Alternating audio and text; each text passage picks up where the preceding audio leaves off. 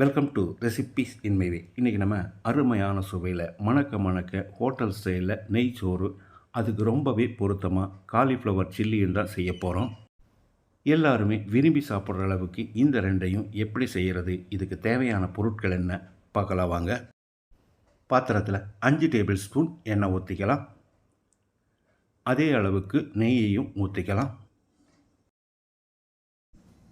2 நட்சத்திர சோம்பு, 1 இன்ச் அளவுக்கு 5 துண்டு பட்டை, 6 ஏலக்காய், 7 கிராம்பு, 1 பிரியாணி இலை, 1 டீஸ்பூன் சீரகம், 1 டீஸ்பூன் சோம்பு. ஒரு 10 செகண்ட் இதை பிரட்டி விட்டுறலாம். 1/4 கிலோ அளவுக்கு 4 பெரிய வெங்காயத்தை நீல வாக்கில் நறுக்கி வச்சுருக்கேன். இதை போட்டுக்கலாம். இந்த வெங்காயத்தை கண்ணாடி பதத்துக்கு வதக்கினா மட்டும் போதும். செவக்கிற அளவுக்கு வதங்கினா நெய் சோறு கலர் மாறிடும். இப்போ இதில் 5 டேபிள் ஸ்பூன் அளவுக்கு பூண்டு விழுது சேர்த்துக்கலாம்.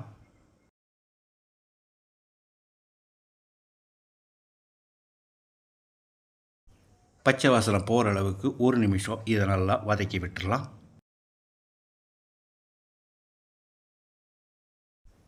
இப்போ இதில் 3 டேபிள் ஸ்பூன் அளவுக்கு இஞ்சி பூண்டு விழுதையும் போட்டு வதக்கிடலாம். இந்த மாதிரி தனித்தனியாக வதக்கும் போது டேஸ்ட் நல்லாயிருக்கும். இப்போ இதில் 2 டேபிள் ஸ்பூன் அளவுக்கு உப்பு சேர்த்து கலந்து விட்டுறலாம்.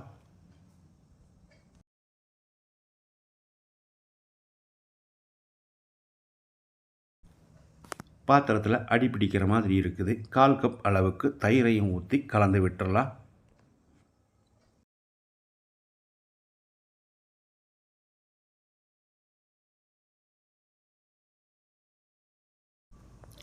ஏழு பச்சை மிளகாயை இந்த மாதிரி பாதி அளவுக்கு கீறி எடுத்து வச்சுருக்கேன். இதை போட்டுக்கலாம். மறுபடியும் ஒரு 30 செகண்ட் இதை வதக்கி விட்டுறலாம்.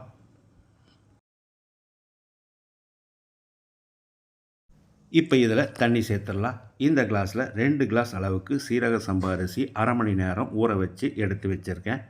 2 கிளாஸுக்கு 3 கிளாஸ் அளவுக்கு தண்ணி ஊற்றிக்கலாம். அதாவது 1க்கு 1.5ங்கிற கணக்கில். அரிசி ரொம்ப பழசாக இருந்ததுன்னா கூட ஒரு 1/2 கிளாஸ் அளவுக்கு சேர்த்துக்கோங்க.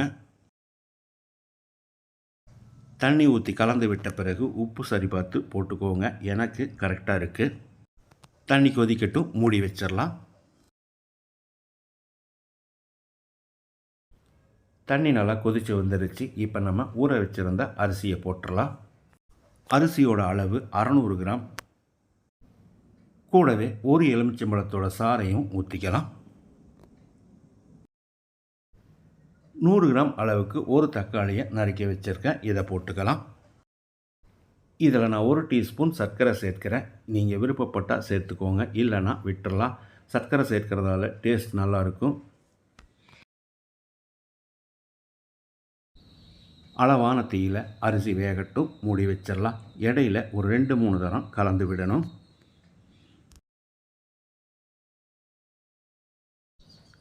அரிசிக்கும் தண்ணிக்கும் சரியாக வந்திருக்கிற இந்த ஸ்டேஜில் மறுபடியும் ஒரு தரம் கலந்து விட்டுறலாம்.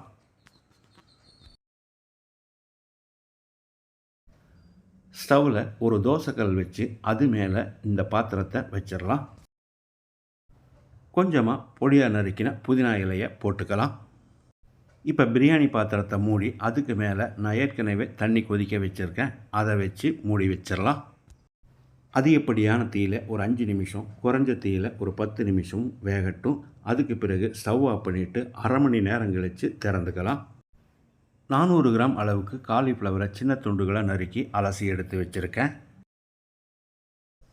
பவுலில் 5 table spoon cornflour,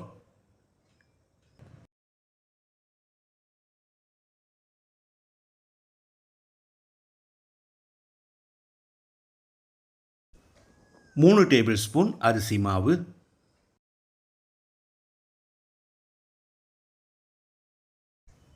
1 table spoon உப்பு,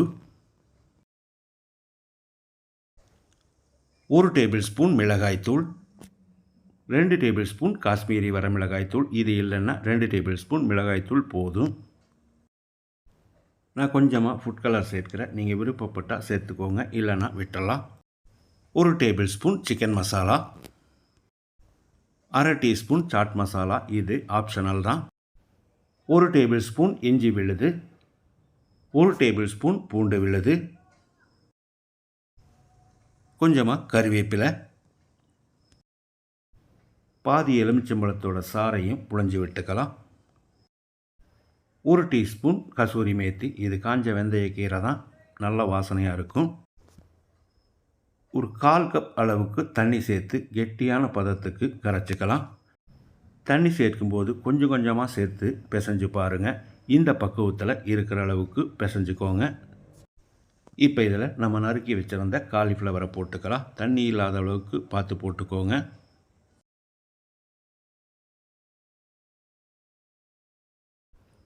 காலிஃப்ளவரில் எல்லா பக்கமும் மசாலா பிடிக்கிற மாதிரி ஒரு 2 நிமிஷம் நல்லா கலந்து விடணும். இந்த அளவுக்கு கலந்து விட்ட பிறகு ஒரு 15 நிமிஷம் மூடி வச்சிடலாம்.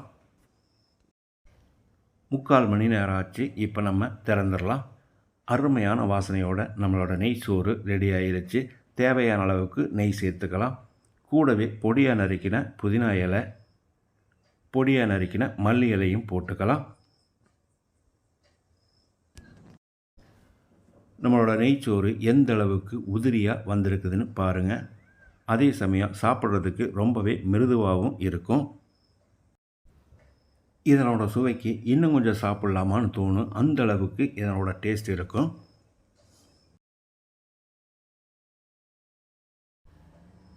காலிஃப்ளவரை மேரினேட் பண்ணி 15 நிமிஷம் ஆச்சு. இப்போ இதை எண்ணெயில் போட்டு எடுத்துக்கலாம்.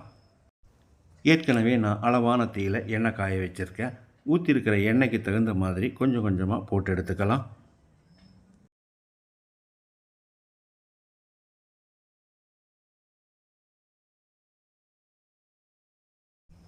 போட்ட பிறகு 1 நிமிஷம் வேகட்டும். எதுவும் பண்ண வேண்டாம். 1 நிமிஷத்துக்கு பிறகு ஒன்றோட ஒன்று ஒட்டி இருந்தால் பிரித்து விடுங்க. இங்கே எதுவுமே ஒட்டலை, தனித்தனியாக தான் இருக்குது. அதே சமயம் மசாலாவும் எண்ணெயில் பிரியாமல் இருக்குது. ஒரு 2-3 நிமிஷம் வேகட்டும். காலிஃப்ளவர் நல்லா வெந்து கிறிஸ்பியாக வந்திருக்கு. இந்த ஸ்டேஜில் கொஞ்சமாக கறிவேப்பிலையை போட்டு பொரிய விட்டு எடுத்துடலாம். இந்த கறிவேப்பிலையோட வாசத்தோடு சாப்பிடும்போது நல்லா டேஸ்ட்டாக இருக்கும். இந்த மாதிரி செஞ்சு கொடுக்கும்போது குழந்தைங்க ரொம்பவே விரும்பி சாப்பிடுவாங்க. மணக்க மணக்க நம்ம அருமையான சுவையில் செஞ்சுருந்த நெய் சோத்துக்கு இந்த காலிஃப்ளவர் சில்லி ரொம்பவே பொருத்தமாக இருக்கும்.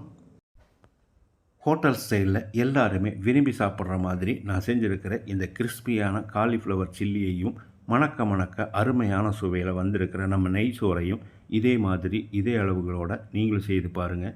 இந்த வீடியோ பிடிச்சிருந்தா லைக் பண்ணுங்கள், கமெண்ட் பண்ணுங்கள், ஷேர் பண்ணுங்கள். சப்ஸ்கிரைப் பண்ணாதவங்க சப்ஸ்கிரைப் பண்ணுங்கள். மறக்காமல் பெல் பட்டனை கிளிக் பண்ணுங்கள்.